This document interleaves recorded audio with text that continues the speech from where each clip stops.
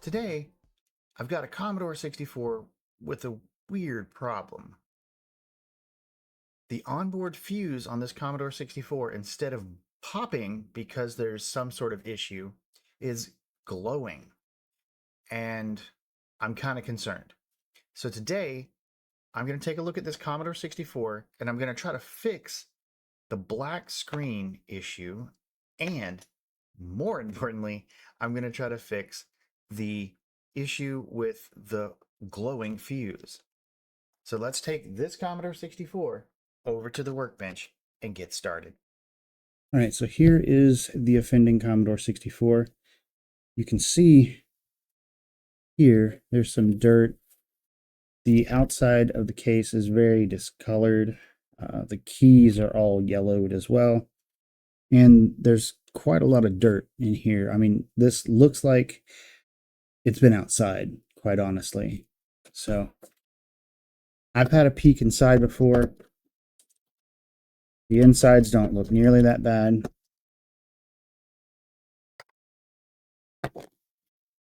This is serial number P01956731. Get our screws out of here.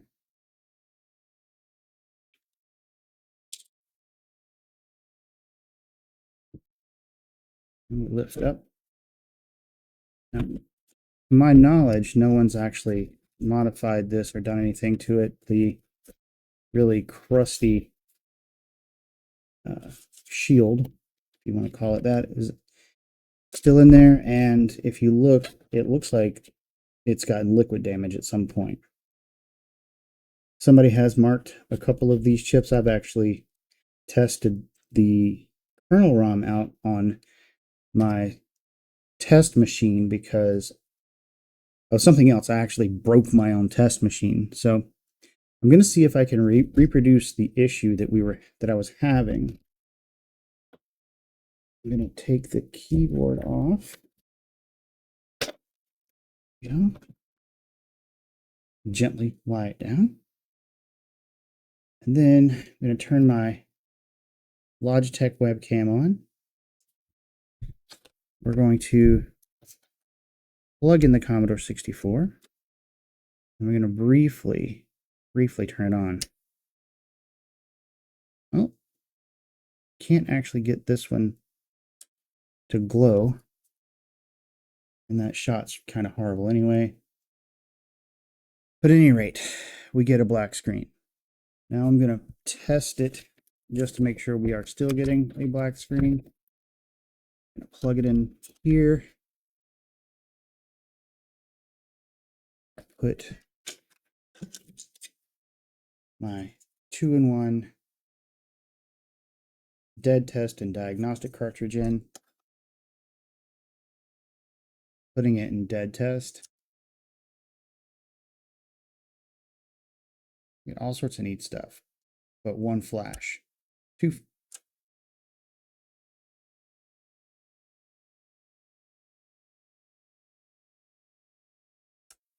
Bunch of weird stuff. So if we try the diagnostic ROM, I don't think anything's going to happen. I don't think it ever even gets that far.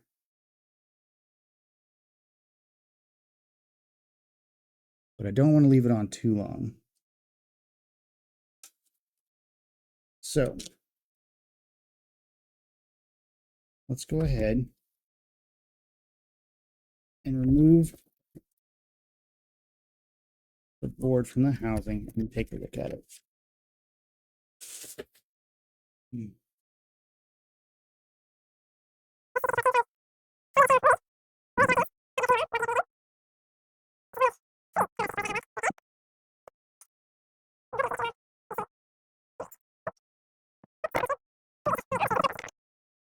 All right, so lifting up gently.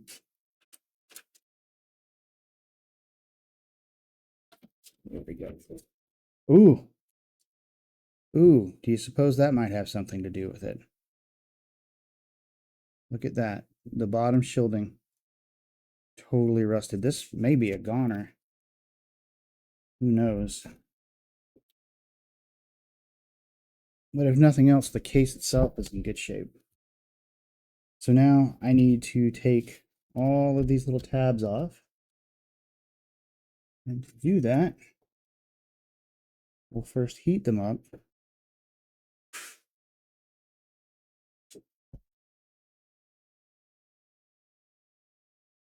And gently pry them off.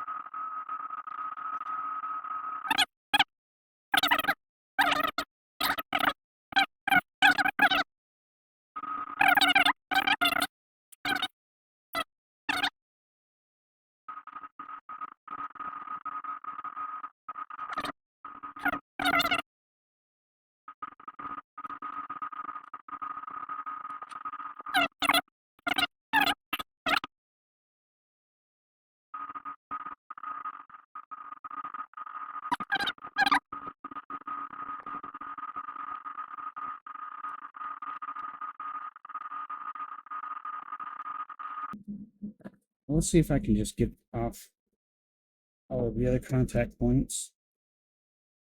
Maybe.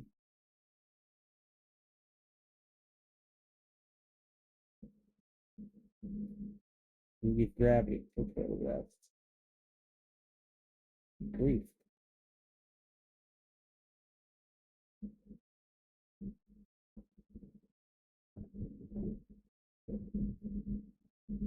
And let go.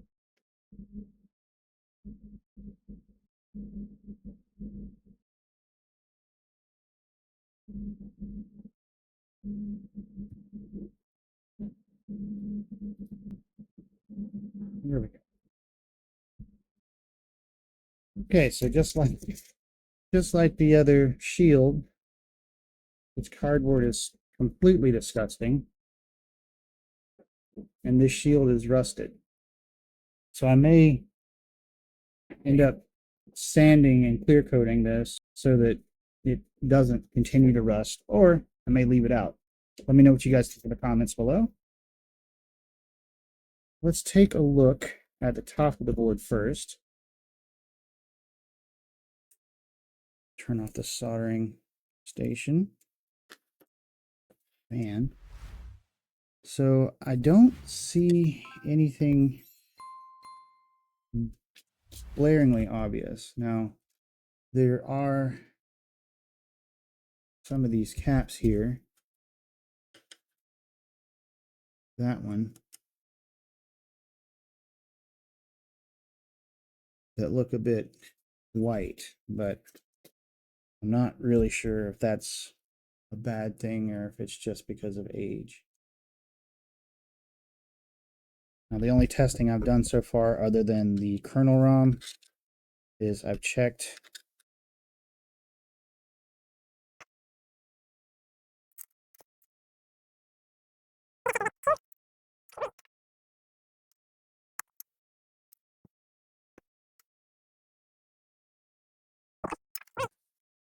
it's giving me so many problems today. So I did check the VIC-2. It does have a heat sink on it. It worked fine.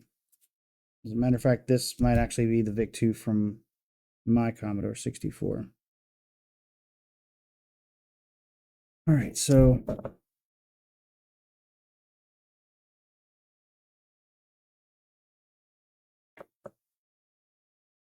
looks like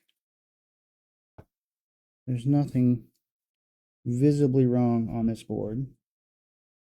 I don't see any broken resistors, no swollen capacitors. Everything seems happy. Now let's look at the bottom.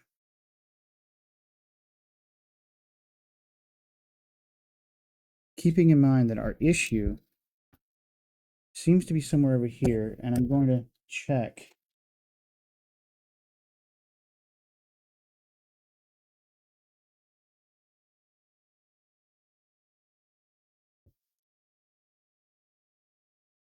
I was told to check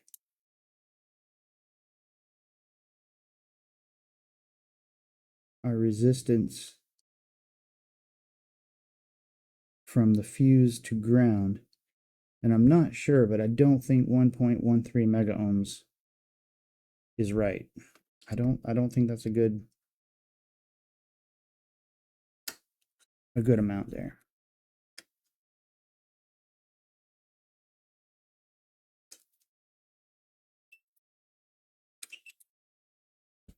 Nope.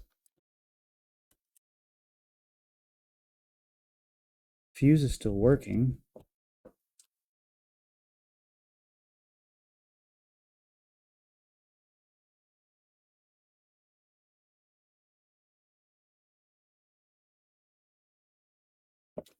So I have printed out a copy of the diagnostic manual for the dead test.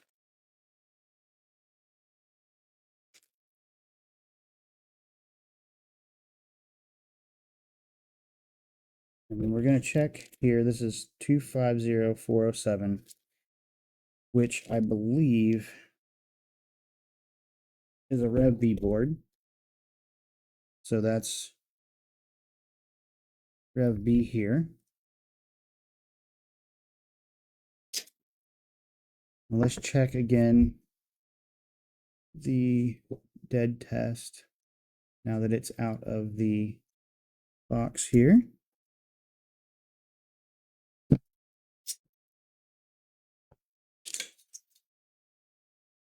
Start with the dead test.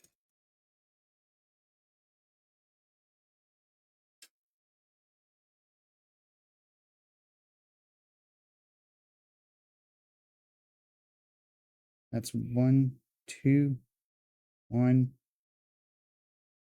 Ooh.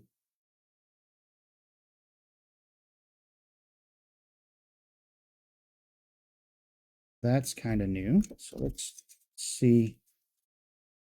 It's odd that it would give me a different result outside of the case. Let's see if we get anything from the diagnostic test.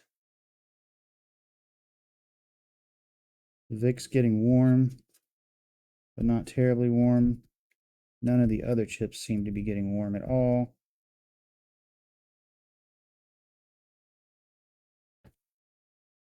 We have nothing. Now it does recognize the reset button. Oh, it does recognize the reset button. That seems to be about it. Let's try that dead test one more time.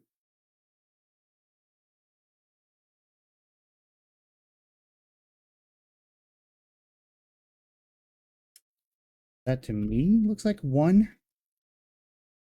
and 1 according to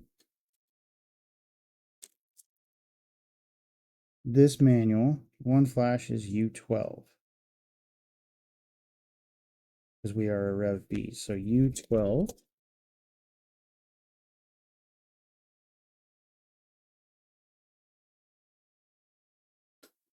is right here.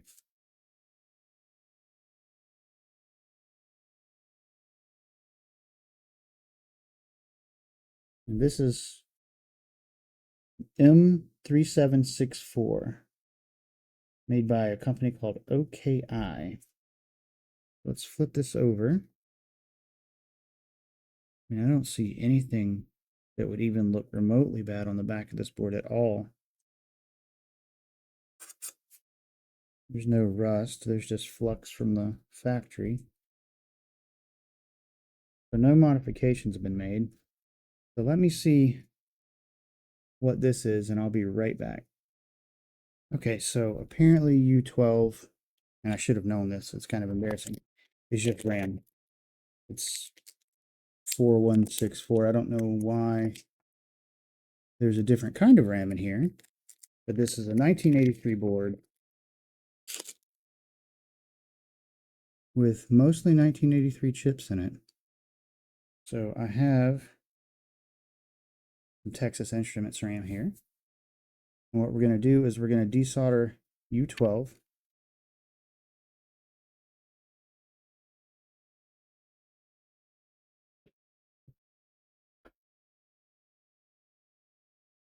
which is this guy right here.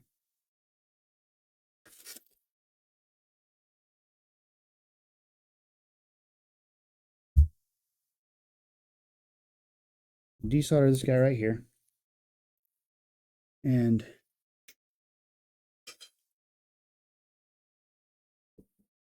replace it with a socketed RAM and see what happens.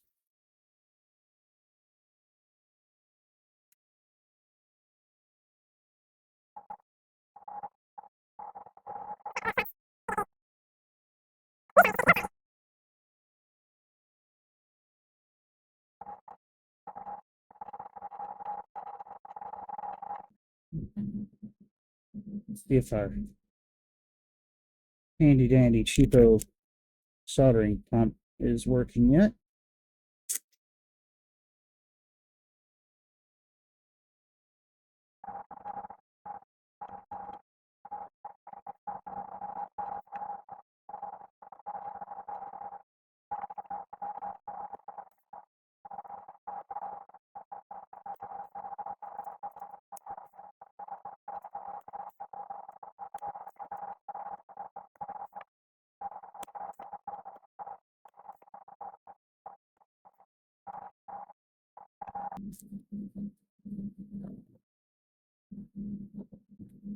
All right, I'm actually going to go and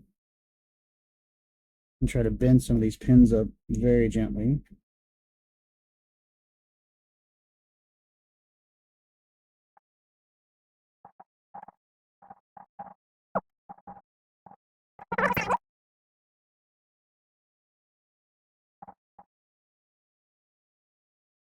Let's see if I can get a little closer for you.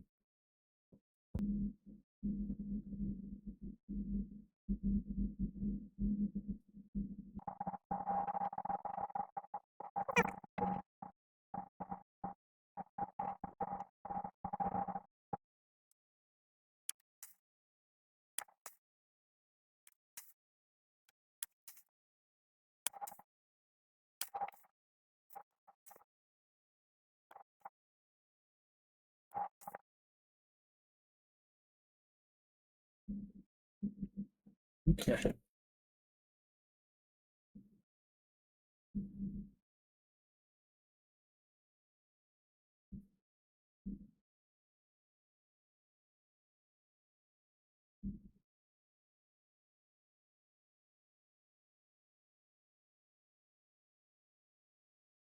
So now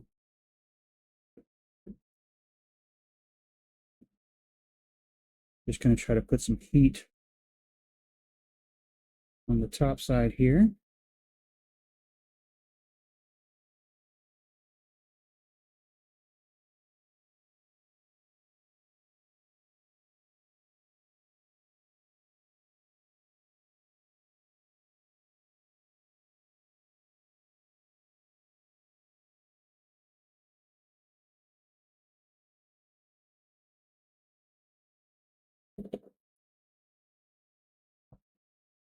All right.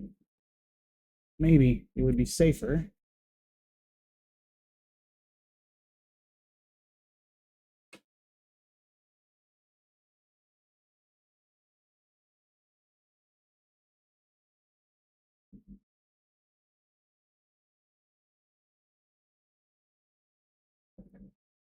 put a little air on it instead. We're just going to put some heat on the one RAM chip and then try to gently coax him out of his home.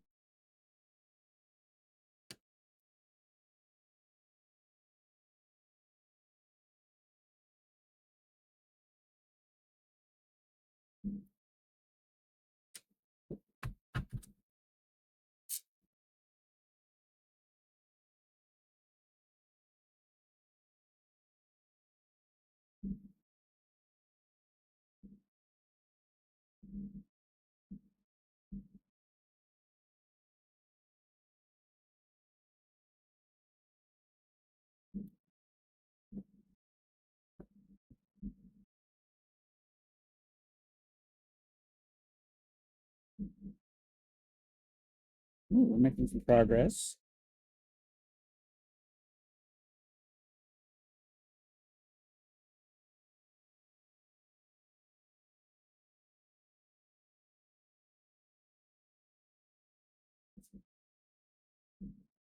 There we go.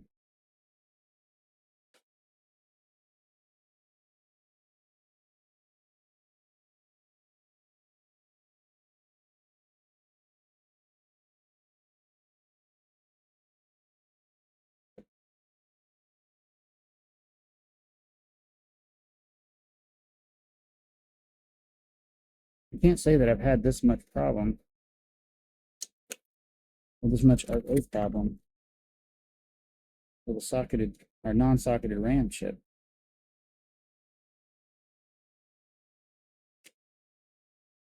But at the end of the day,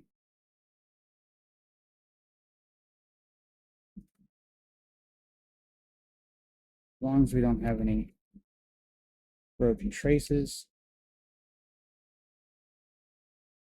everything's good.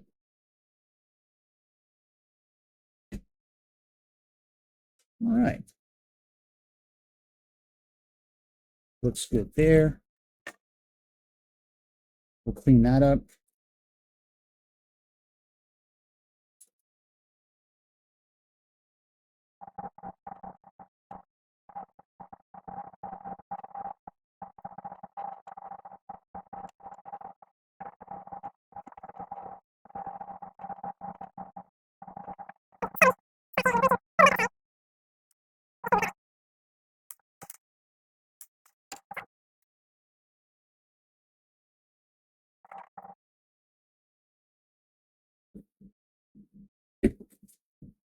A little isopropyl.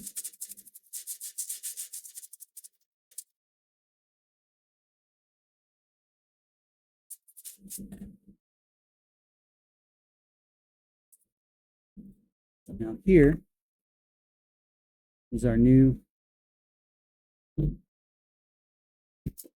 4164 Texas Instruments. And we've got our little notch right there, which has got to match up with the notch right here.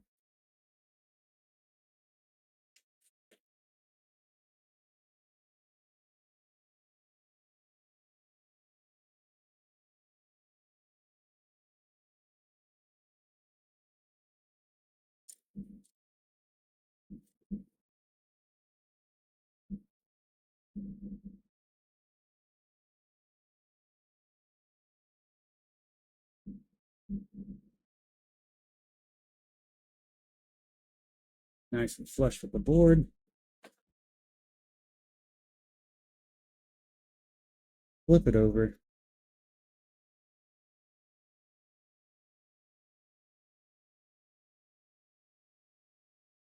Back down one corner on either side.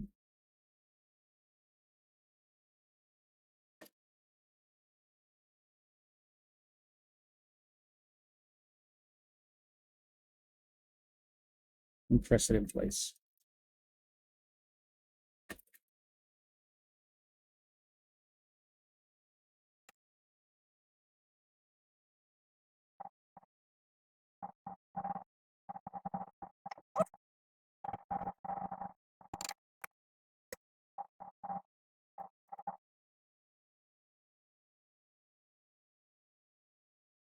Okay.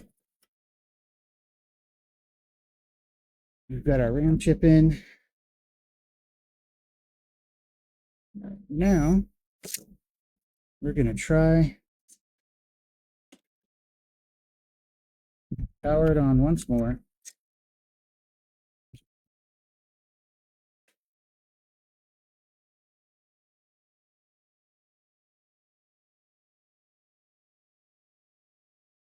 We're still getting the same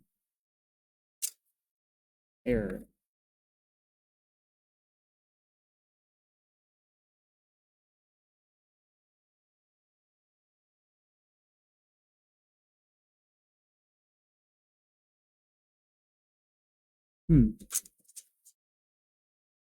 What happens when we just try to turn it on? Still a black screen. Okay. Let's check our dead test one more time.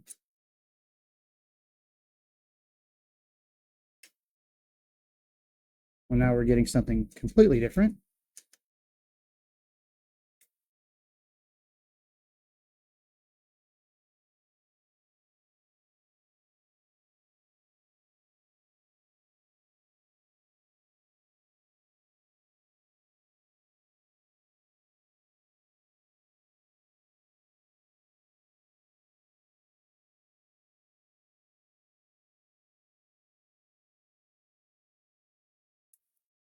let's try the diagnostic test to see if it even spins up.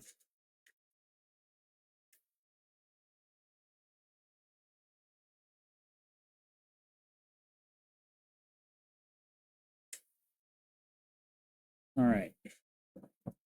So I'm going to pull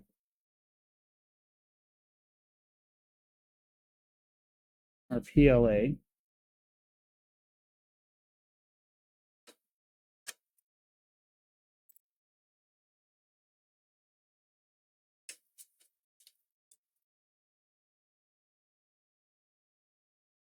You should be able to.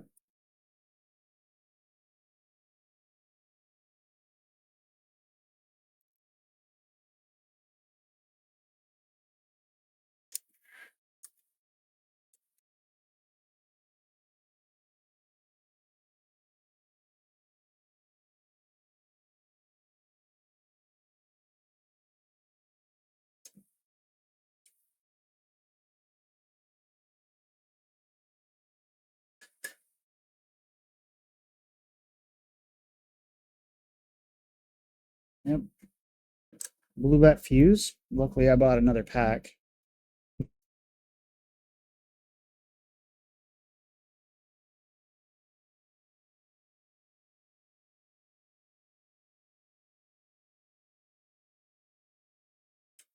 Nothing. So dead test is still giving us nothing.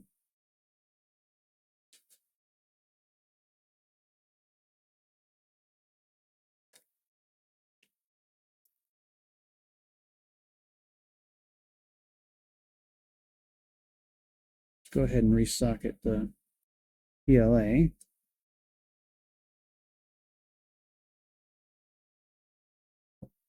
Now I'm just checking all the socketed chips to make sure that there's no pins sticking out anywhere. Let's take our SID chip out.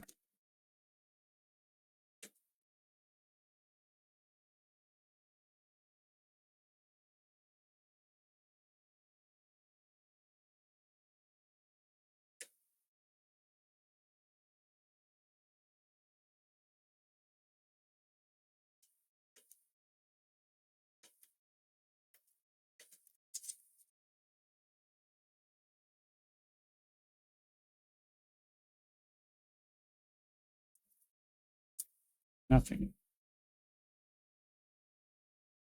Put them back in.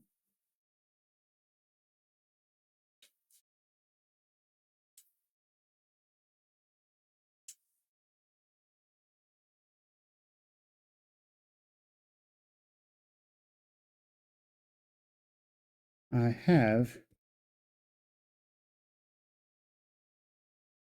purchased on these modern replacement PLAs.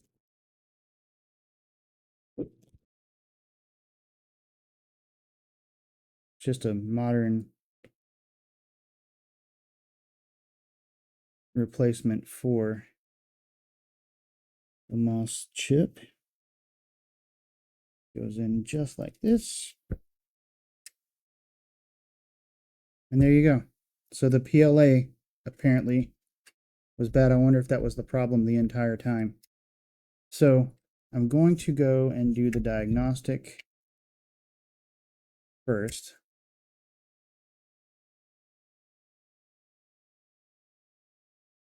While we're doing that, I will mark this guy as bad.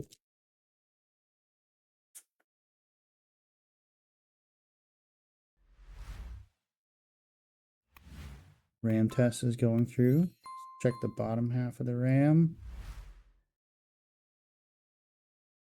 Good.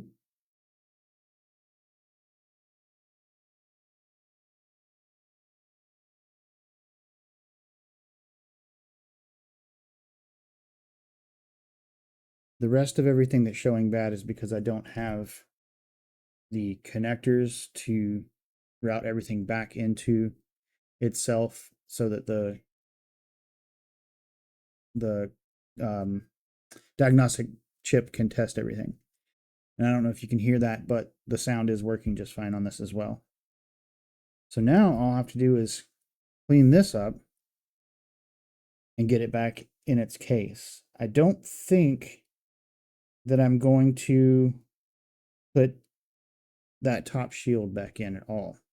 So I've replaced the PLA and the U12 stick of RAM, which I'm not 100% sure was even really bad. I might go resocket that and test it later to find something that looked like it was liquid damage, looked like it had been sitting outside for 20 years, and was blowing fuses or causing them to glow in certain cases. To find out that just the PLA needed to be replaced was pretty lucky on my part. Like I said, I'll be cleaning this up, and I'm not really sure what I should do with it at that point. I do have my working test rig. Maybe I'll make a working Commodore for myself. So just kidding. The second I turned the cameras off and power cycled the Commodore 64, the fuse blew again, and I started looking a little closer at it, and the fuse was glowing. And this is the correct Bussmann 250 volt 1.5 amp fuse.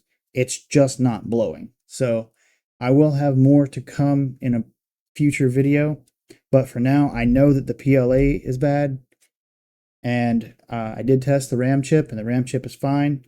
So I've put that back in there and kept my good RAM chip. So more to come.